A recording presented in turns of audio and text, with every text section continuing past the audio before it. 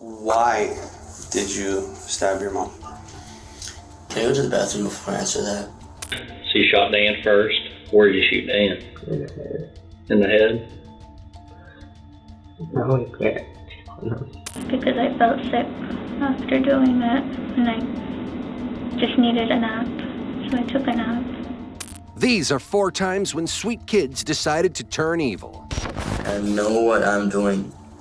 No promises or threats have been made to me. Why did you stab your mom? Can I go to the bathroom before I answer that? This is Derek Rosa, a 13-year-old boy who slit his mother's throat while she was asleep. Watch how deprived of emotions this teenage boy is throughout the interrogation. How long have you lived in that apartment there? Since I was 11, so 2 years. 2 years? 2 years. Okay. Who lives there with you? My mom, now my sister, because my mom had a daughter a week ago, Okay. and my stepdad. With this morning, you slept at your house last night, right? Yeah. Do you go back and forth between staying with your mom and your dad, or no? Or you usually just live with your mom? It's really hard to explain. One weekend, I'm with my mom, and the other weekend, I'm with my dad. The interrogator then proceeds to ask about Derek's day at school, which eventually leads to the most anticipated question. When and how did Derek kill his mother? Regular release day time and stuff like that? How do you get there, in bus? Yeah. Okay. You got back On bus. on bus? Yes. Okay. And then you were home the whole day? Or did you leave? I stayed home after school. You stayed home after school? Yeah. Okay. What happened tonight? Were you, do you communicate with people over the phone? Were you talking? Tell me what happened tonight. Tonight? Yeah. Well, at around like 10, I went to bed. Okay. My mom did too. Is that your regular time? Like 9? Yeah. Okay. Derek proceeds to tell the officer that he woke up in the middle of the night, went to his mother's room and slit her throat with a sharp kitchen knife, then stabbed her over 40 times while she screamed and howled in pain. You killed her? All right. What type of knife was it? Do you know? It was just a big size kitchen knife. That big? Yeah. What color was the handle? Purple. Purple? Yes. Okay. Your mom was sleeping? Yeah, she was sleeping. What did you do after you killed her?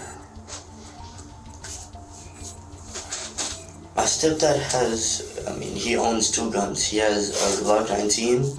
Okay. And then, I don't know what it's called, another one. He always has a Glock 19 with him at all times. Mm-hmm. And since he's a truck driver, he wasn't at home, he was far away. Okay. So I went into the closet. Mm-hmm. I found his book bag because he goes shooting at gun ranges. Okay. I grabbed the gun. I put the magazine in the gun. Okay. I pulled back to slide, but I didn't want to shoot myself. Okay. I intended to shoot myself before, but I couldn't. And then what did you do? I decided to call my friends to tell them what happened. And then I said goodbye to my friends. You called them before you decided to try to shoot yourself, or afterwards? After. Okay. How many friends did you call? Only one. What's his name? I don't know his real name. He's an online friend. He's an online friend? Yeah. When you say online friend, what do you mean, from video games? Yes, from video games. I know him real well. Derek had a made-up name for his online friend. He called him Sweden. Right after killing his mother, Derek calls Sweden and tells him he is about to take his own life as well. What did he tell you? He said he couldn't believe it. Okay. After calling Sweden, Derek hung up on the phone and called 911. Do you remember what else you told the 911 operator? My address, my name, what I was wearing, Okay. and my age, and my date of birth. Were you wearing the same clothes you're wearing now? Yeah. There's some red stains there. Is that blood? think it is. Okay. I have a little bit of blood on my hands. And your hands too? Yes. Okay. The cop then asks Derek a bone-chilling question. Did you ever make your way to your sister? Like, killing her? No. Touching her? Touching her? No. No? I left her alone. She was sleeping and she didn't wake up, so I didn't touch her. The cop asks where Derek cut her mom. You purposely went for the artery? When you cut her? Okay. Was there a lot of blood after? Now comes the most important question. And then she woke up? Yes. Did you say anything else to her? Or did she say anything to you or no? No, she just screaming. She just screamed? Yes. Okay. Why did you stab your mom? Can I go to the bathroom before I answer that? Derek's search history points to a premeditated murder. He will be moved from juvenile detention to adult jail after a judge deems him a major threat to the children in detention. Can you show me where you shot him? I shot Dan right there. There's somewhere on the side of his head. I don't remember. It's not lower than his eye. Where did you shoot your mom at? Back of the head. What about Cage? Where did you shoot him at? Back of the head. What about James? Same way. Were they all in bed when you did this? No. Mom and Dan wasn't there. Gage went into their room. I shot him in the back of the head. Jameson was sitting out.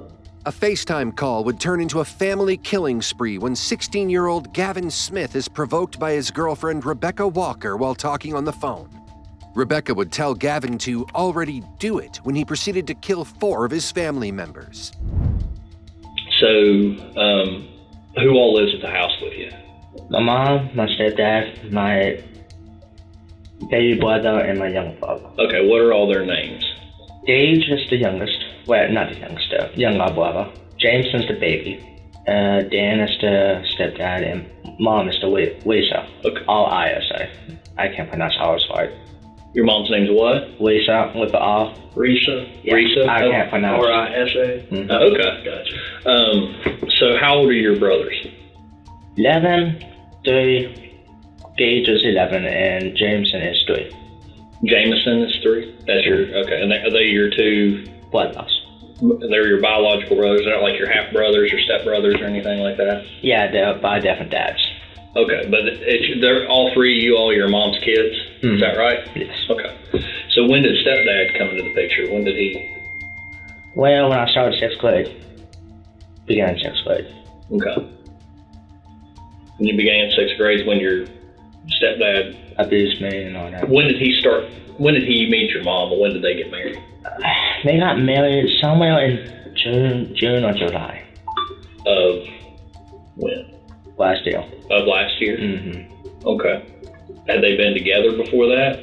They've been together since 2016. Since 2016? Yeah, since I got in 6th grade. Okay. When did the abuse start? Well, it started this April of this year. This past April? Yeah. Okay. And what was going on? Well, we had a lot of family problems. Like, my aunt, she has cancer down in her area and on like a normal cancer, yeah. Except it's a very well kind of one, and we've been just dealing with it a lot. And my grandmother passed away in 2013, and Dan started blaming me for her death and all that, saying I was the one who gave it to her, and which you can't give cancer. And it's just been bothering me a lot. I understand. Does he mean to your brothers too? No, it's only me. Why is that? I wish I knew. Because I take care of Jameson all the time. Like, he calls me daddy, which is a bad thing since I'm his oldest brother. Because I've been taking care of him since day one. Since he got out of the hospital. Mm-hmm. It's just been hard. Notice how Gavin rubs his head and subtly tosses around when asked to explain his dad's abuse. He stutters at first and then gives a long history of how his brothers call him dad, which are 2 different explanations that don't make sense together. It's usually considered a sign of not telling the truth. So we know what happened. Yes. And what I want you to do, I just want you to be honest with us, okay? About what you did, what happened to your family, okay? And it's important that we understand why people do things, why you would do something like this, okay? Because we understand, we kind of see the picture, but we need to understand from your point of view, from your words, from your mindset, what was going on that caused you to do those things, okay? And you need to tell us what you did, okay? Yeah. Because Dan has been trying to kill me the past few days. Okay. Like he cut me right there. Okay. With a knife. Okay. Yeah, and he's been just trying to kill me wherever he can. Okay. And I haven't been able to sleep well until I got to my girlfriend's. I've been just sleeping on couch. It's been helpful for everything. Okay. Well, you told your girlfriend that you killed your family, okay? I don't regret it. You regret it? No. Well, you need to tell us what you did and why you did it. That's what we want to know, okay? That day, that morning, Dan, he put his gun to my head. Okay. And tried to make me do what it's gay. What he's trying to make me do. He tried to make me suck him. Dan did? Yeah, because Mom wouldn't do it anymore. Huh? I said because Mom wouldn't do it anymore. What? Mom wouldn't do it anymore? Yeah, suck him, stuff like that. And he tried to do that, and I lost it. Okay. Who all was there when that happened? Yeah. Okay. What room were you all in? Deal with him. Huh? Deal with him. Whose room? My mom and dad's room. Mom and Dad's room? Okay. What day was this? Wednesday, Thursday. It's one of those 2 days. Okay. What time of day was it? I don't know. I didn't pay attention. Was it daytime, nighttime? Daytime. It was daytime? Well, tell us what happened when you lost it. I accidentally shot him. Huh? I accidentally shot him. You accidentally shot him? All of them. All of them? How did you accidentally shoot him, buddy? I didn't realize what I was doing. What do you mean by that? Yes, I wasn't thinking straight. Then I accidentally grabbed that gun and I pulled the trigger. Okay. Who'd you shoot first? Dan. Huh? Dan. Okay. You shot Dan first? It's okay, buddy. We're gonna work through this, okay? So you shot Dan first.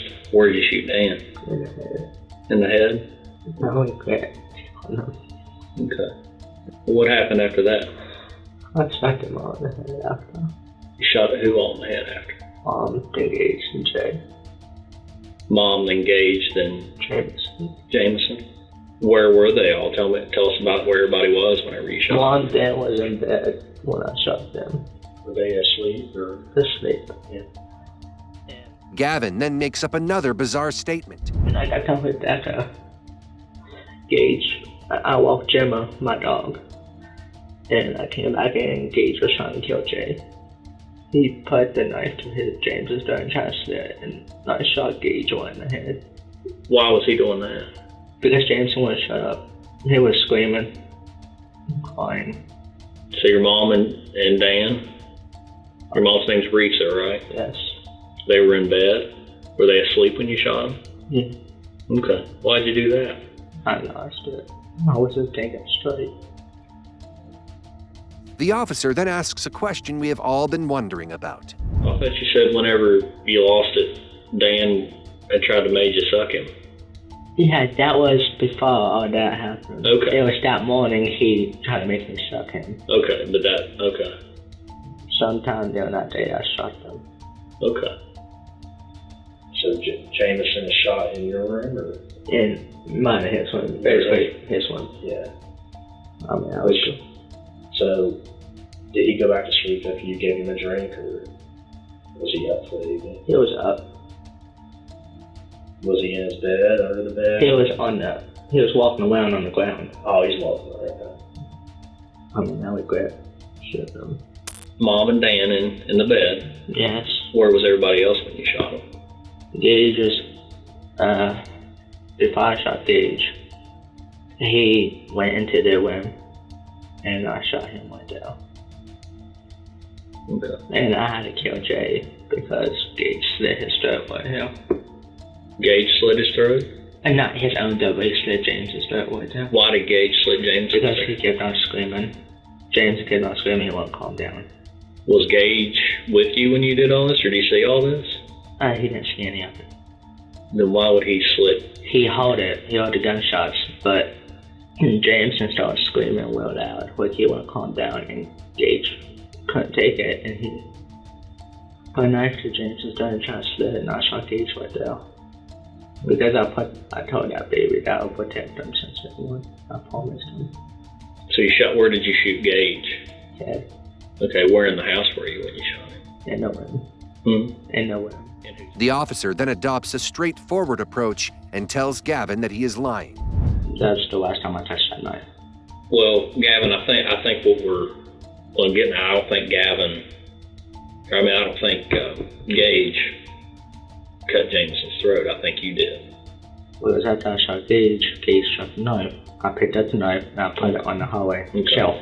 And what I think, the reason I think that is because I think that that's what you feel the most bad about, what you did. I understand. I think you probably feel bad about all of it. I feel very bad for Kim and Jameson too. But I think that's probably the thing that's got you the most tore up over all this, is that you killed that baby. That's it. And I don't think that Gage, the story, everything's making sense, but the part where you're saying that Gage cut Jameson's throat and then you shot Jameson while he was standing, that doesn't make sense. No, because Jameson was standing. He was right beside my bed when I shot him. And that Gage just heard the crying and cut Jameson's throat, and then you came in and killed Gage and killed Jameson. Yeah. That part's not making a whole lot of sense. Does that? But I don't understand, because I work a lot of these tough cases, and I just don't understand how he's there with you all for 4 years, and then all of a sudden September to November he starts trying to make you suck his dick. Not she. He would do it when she's not around. Well, I understand that, but it's just I'm not saying that he wasn't a jerk. He wasn't an asshole, and he wasn't maybe physically and maybe verbally abusive to you, but I'm having a hard time believing the sexual part of it. Does that make sense? Yes, I understand. I'm just having a hard time. It's hard to explain, but those are the months that he did it. Well, are you telling a lie, or are you telling the truth about that part? Truth. I want to believe everything you're telling me, but that's just not making sense. I had no right to lie to the cop. Soon after, the officers will find out that Gavin had an accomplice. Well, how long had you been planning to kill your family? A couple of days before it all happened. A couple of days before? Before it all happened. Did you tell anybody about what you were planning to do? Well, I told Rebecca, but I regret never doing that. You told Rebecca what? I told Rebecca about regret I was doing all this. Okay. Did you tell her before you did it? Mm-hmm. How did you tell her? I told her I was going to kill them. Okay. How did you tell her? Like, were you telling her in person, on the phone, or on messages, or what? It was on messages. What kind of messages? Google. Huh? Google. Google? Google. How does that work out? Duo. Google Duo. Huh? Google Duo. Google Duo? Okay. Google Meet. It's one of those where you can text and video chat at the same time. Okay. Do you have like an account for that, or how does that work? I do have an account for it. You do? What's your account name for? Well, it's more like an email. Okay, what's your email? Graham Wayford, then it's my birth date, X, Rebecca's birth date. 2004, X, 2003. Okay, Green Reaper? Graham Wayford. Grim Reaper? Yes. Okay. And then what is it? Then the rest is just 8@gmail.com. Grim Reaper? 2004, X, 2003 @gmail.com. Okay. And that's from Rebecca's birth year? Gavin will be found guilty of 3 counts of first-degree murder, 1 count of second-degree murder, and 1 count of using a firearm during the commission of a felony. He was, intentionally trying to steal my fiancé. Behind this sweet voice hides a heinous killer who brutally ended the life of her own sister, Saima Marzan. This is Fatia Marzan, a 21-year-old college student who arrived in handcuffs at the police station and changed our outlook on sisterhood forever. Are we talking about Joseph? Yeah. And it was just getting worse. And she didn't care about how it made me feel. And she had broken up with her ex when this started, and the first thing she came to was the most convenient person. Jealousy, a disease that creeps up into one's mind and slowly devours the rationality out of it. When Fatia calls 911 to report her crime, the calm in her voice is enough to give the bravest of spines the worst of chills. Orange County Sheriff's on a recorded line. This number down 911. Is everything okay? Oh, we need an ambulance at 908 Southern Tram Drive. Okay. What's going on? We had problems, and my sister is probably dating us. I don't know if she's still alive. Okay, what happened? She was stabbed. She was stabbed? Who stabbed her? I did. What did you stab her with? What? What did you stab her with? A knife. Where's that knife now? It's next to her. What's your name, ma'am? What's my name? Yes. Fatiha Marzan. Fatiha And the knife is laying next to your sister? Yes. Okay. Do you have no weapons on you, correct? What? You have no weapons on you now, correct? Back in the interrogation room, Fatia has already made it easier for the officer by confessing her crime. Now the real question is, what drove her to commit this brutality? Can you just sit over here for me? Do you mind? And, do you want more water? No. No, you're okay? Alright. So my name's Chelsea. Okay, this is my partner, Carlos. Can you pronounce your name for me? Fatia. Okay. Your family was, pronouncing it with a P, so I just want to make sure I'm pronouncing it correctly. Your mom? Okay, so I just want to make sure I pronounce your name right. And I'm sorry I might butcher it a couple times, okay? So, just bear with me. Fatia has a nonchalant demeanor, showing her insensitivity to the situation and consequences. Contradicting her calm behavior and sweet voice, Fatia might possess the ability to rationalize her behavior and an inherent inability to feel remorse. You had said that your sister, over the last year, has been making advanced movements towards Joseph and flirting. You said that she flirts with everyone. How exactly did they communicate that you know of? Just every, texting, calling, playing games together, just doing anything that you would do with a normal couple. Okay. And I guess, did you see these text messages or hear these phone calls? How do you know they happened? She lives in the same room as me. Sure. And so then, it's obvious when they're playing together because I'll see them on the same game. It has, activity status on Discord. Or even if I'm at work, I can tell after knowing about it. And then, she would usually leave the room to call, and then during that period he doesn't text me either, and I just knew it was wrong. She would leave the room to call him? Okay, so you're not certain? No, I'm sure it's actually calling him. Okay. I mean, I definitely understand, the gut feeling, just knowing that, something's not right. I feel like every female has it. When something's just not right, or you feel like your man's doing something that, he shouldn't be doing, we all get these feelings, and, most of the time we're not wrong. So I get that, but I'm saying, did you see on her phone his name, and then... Yes. Sometimes I come home and I see they're sleeping on the phone together. Okay. We're out here, because sometimes it's she goes to sleep but he's playing. And he does that with me, usually, but then sometimes I'll be at work, so I come home late, and she's already sleeping, and then I see on her phone this number. After a long inquiry on what led to the murder of Saima, the interrogator finally asks what happened on the morning of the 911 phone call. To be honest, I didn't want them together at all. Just the fact knowing that she knew everything and was doing it intentionally. If it was some other situation, some other way it folded out, I probably could have taken it normally, but this was just deliberate and it hurt too much. And it just made me hate her. And I figured that I don't want them together, but also if I did anything, he'd probably hate me anyway too. So I was going just to both of us. After blabbering for a while, Fatia makes an evil confession that would send shivers down our spine. There was a gap in the time because I felt sick after doing it, and I just needed a nap, so I took a nap. And I was already sure, like, she was gone. But then I took a nap, and then when I woke up, I was trying to just sort things out before going, but my youngest sister felt like something was going on, that I was being weird. So then she came to check up on me.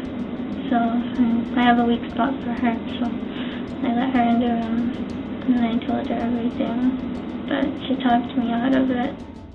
In cold-blooded murderers or psychopaths, such behaviors can be predicted through their history of violent or antisocial behavior. 1. They show no control over their impulse or temper. 2. Have difficulty socializing amongst friends and family. 3. And display a lack of empathy or remorse over others' pain. Among other facts, it is not easy to identify a cold-blooded criminal living amongst us. In the case of Fatia, nobody had a clue that the evil under the disguise of innocence had already ordered her weapon online. What weapon did you use? Like a dagger. Okay. Is it the one that was on the bed? Okay. Where'd you get it from? Another one. Okay. On the desk. Amazon. Amazon? Okay. Mm-hmm. Did you order it, or did someone else? You ordered it? Okay. Do you remember when? Like a week or so ago, maybe 2 weeks. Okay. And what was your reasoning for ordering it? What I felt I had to do. What you felt you had to do? Mm-hmm. So you've been thinking about this for a little bit? I've had an impulse that I've been trying to put away, but it's just like, I didn't see any more options. I tried to be optimistic. I tried to do every other way. I tried waiting. I tried talking about it, and nothing was working. When you say talking about it with who? Both of them. Joseph and... I talked to a few of my friends about it too, but everyone just gives me this advice, we'll just leave him. I'm like, that's easy to say.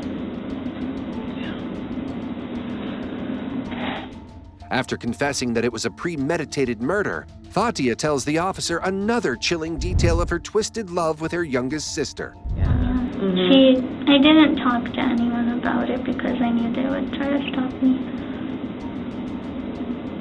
And I knew that, I knew her especially, that I felt really bad because she likes me the most out of the siblings, and we hang out a lot, and I just wanted to give her like a note, and I told her to look at it later, but that's why I was gonna put it somewhere where it's not in front of everything, and then tell her to scroll up and look at it, but like I said, I accidentally sent it as a message, so it came up as a notification in the beginning of it. Kind of gave it away what it was.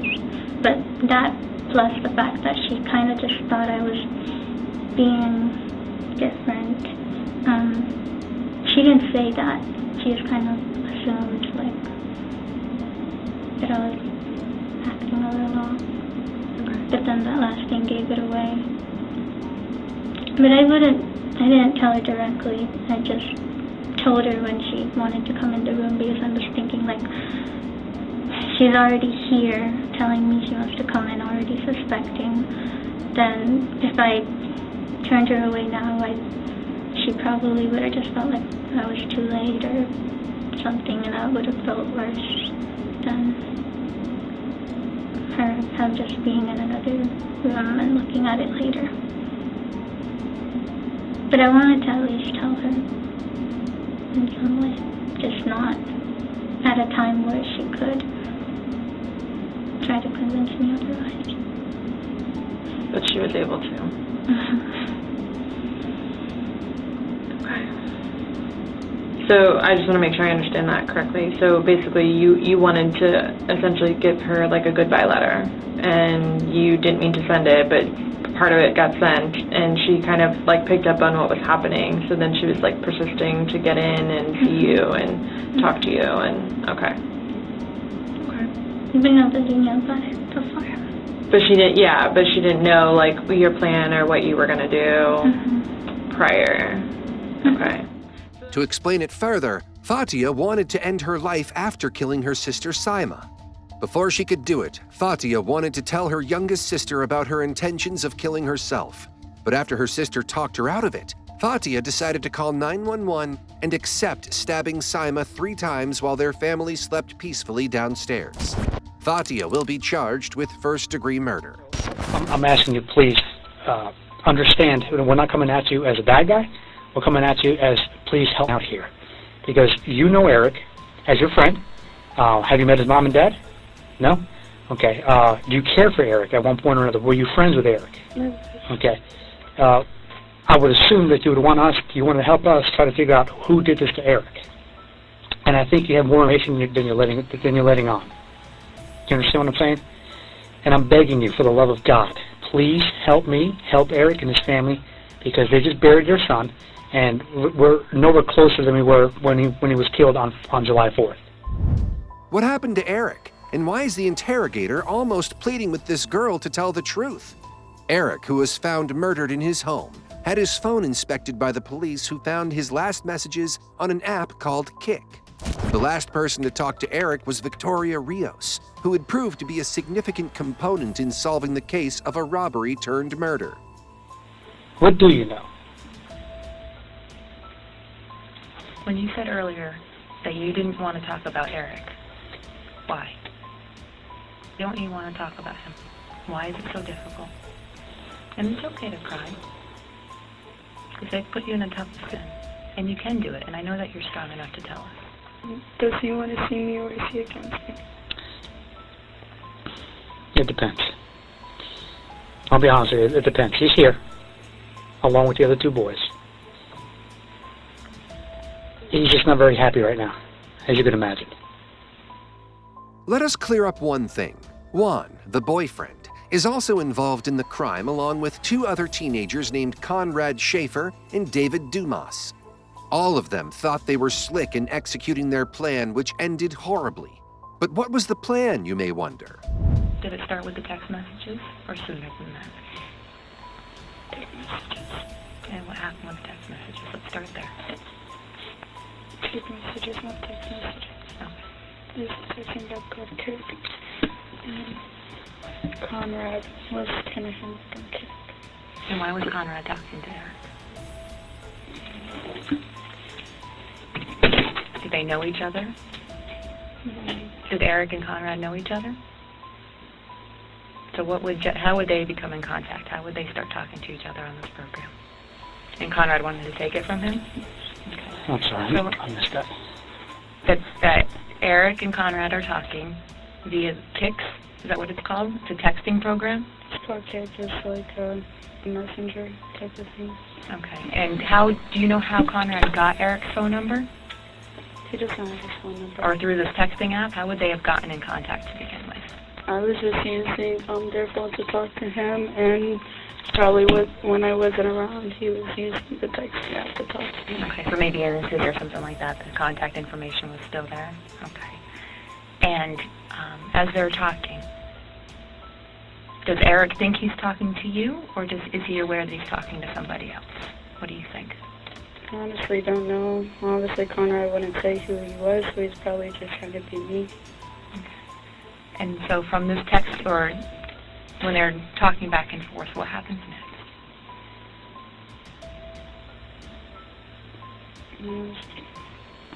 And we know that's not true. Victoria ran away from her father's home and began living with Conrad and David. She thought her problems would go away if she lived with her friends, but was caught by surprise when Conrad and David demanded rent money. Victoria's sly brain stumbled upon an idea. She would demand money for sex. Her target was none other than Eric Roopnarine. Okay, so let's start there. What are you scared of getting in trouble for? Did you hold the gun? No. Okay. Did you fire the trigger or pull the trigger? David did. David pulled the trigger? Okay. Were you there at a house or in a car or anything like that? So what makes you think that you're going to get in trouble? I didn't even know them. Okay. And I thought I know about it, and I didn't say anything. Okay. But this is where you have a choice now that we're going to help you get through this and figure out what happened and stuff like that, okay? Is that how do we go from texting to here? What happens? A lot happens in between. So when they're texting on the phone... I was taking hers. I was just talking to him like as friends. I just wrote him. And then there's a point in time where he was trying to have sex with me for money. And Who? Eric and Poinciana. Yes. And then I wasn't writing him anymore. Conrad was. And I know he was setting me up for. Well, I think you know more. What else? I mean, you're saying you think, and I'm confused. I thought you said Conrad is the one that did it. Now you're telling me David is? We were together. Was anybody else? She knows, Detective McElroy knows, and myself, we know you didn't kill that kid. I know that. I know that for a fact. That's why I'm telling you, this is why we're trying to figure out what happened, because I know you know what happened. How's that? Were you involved? How were you involved? You were actually involved. When he started bribing me money for sex, we needed rent money. Okay. That's when Conrad took over the phone, and I don't know what he was saying to him. And then what happened? They went to a sex. And how do you know that? Because he came back after it happened, and he got his address and everything. Okay. And what did they say? He told me what happened. Who did? David. And they came back with the PS3. It was still on TV. What Victoria says is partially true. Even though Conrad and David went to Eric's to commit a robbery, they shot and stabbed the victim multiple times, which was not originally the plan they discussed with Victoria. Did you know what Conrad and David were going to do to Eric prior to them getting down there? Yes, but I didn't think he was going to kill him. What was the plan? They were just going to take money because they needed rent money. How do you know he had money? Because he was bribing me to have sex with him for money. Eric.